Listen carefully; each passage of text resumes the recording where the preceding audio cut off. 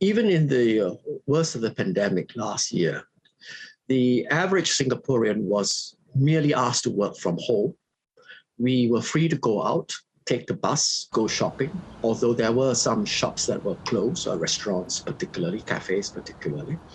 But the situation for the migrant workers who were living in dormitories was vastly different in that they were being quarantined in the dormitories for many months, about 5 or 6 months before they were allowed to go back to work, even then under very controlled conditions. And until today, which of those conditions still apply?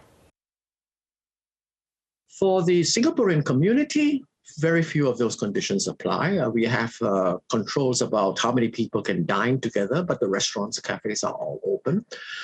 For the migrant community, not a lot of change. The big change, of course, has been that unlike the first 5 months, 6 months of the pandemic, they were not even allowed to go out to work. Now, of course, for economic reasons, they must go back to work. And so they are taken out to work in the mornings and then brought back to the dormitories on company transport at the end of the shift, and then basically locked in again for the night. So confinement essentially has continued.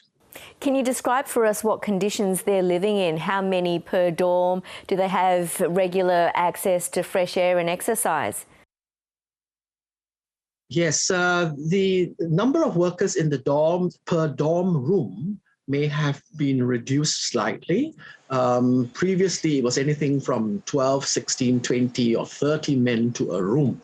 Ridiculous, right? Now, maybe more like 12 or 16. And still in double-decker beds, so rather crowded conditions, maybe with 2 small windows. Some of them have to share bathroom facilities with, say, 200 others. They may go out to the balcony or to the little bit of grass around the blocks, but no further than that. So what response have we seen from the government, and when do you think these restrictions might be lifted? We've been trying every time we intersect with the government to ask them when will the situation change, and we've not gotten a good reply each time. And I suspect that deep down, there are unstated reasons why the situation is continuing. I think it only reveals how the Singapore government sees foreign workers as units of labor, commodities, so to speak. For example, as like we would see farm animals, the ox or the horse that you take out to plow the fields in the daytime, and then at the end of the workday, you take them back to the barn and lock them up for the night, keep them safe, as what the farmer might say, and that's exactly the word that the Singapore government is using. And think nothing about the fact that you don't give your horse or your ox any freedom, even in their non-working leisure time. That's how we see our foreign workers, I think, and that's really, really shameful. And it does beg the question, if that is the case, how far are we from accusations of forced labor? And this is something that Singapore needs to answer. What impact has that had on the nearly 300,000 migrant workers who are residing in dorms? Those that you've spoken to, what have they said? They, of course, as we've already discussed, there are mental health issues coming up. We've had anecdotal reports of suicides even. There's a lot of despondency, and more of them are saying, enough is enough. I don't want to work in Singapore anymore, and I'm going home, and which is another reason why, one of the many reasons why we have a shortage of migrant labor. We've been losing people and unable to replace them, partly because of border closures. I've also been concerned about the fact that because of depression, they may not be able to concentrate at work, and therefore productivity may suffer, as well as increased risk of work accidents. Some of the early outbreaks we saw in the pandemic were in the dormitories of migrant workers, but since then we've seen the vaccination drive really ramp up among this group. How does that compare to the rest of the community? How protected are they? Very well, actually.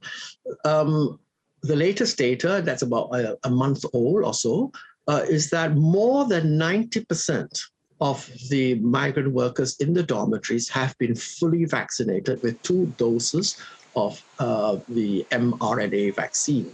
This is actually better than the vaccination rate in the general Singapore community, where I believe the latest figure is 82%. In addition, don't forget, the migrant workers in the dormitories suffered immensely in terms of the infection rate last year. About half of them came down with COVID-19, many of them asymptomatic, of course, but it means that about half of them today have natural immunity as well.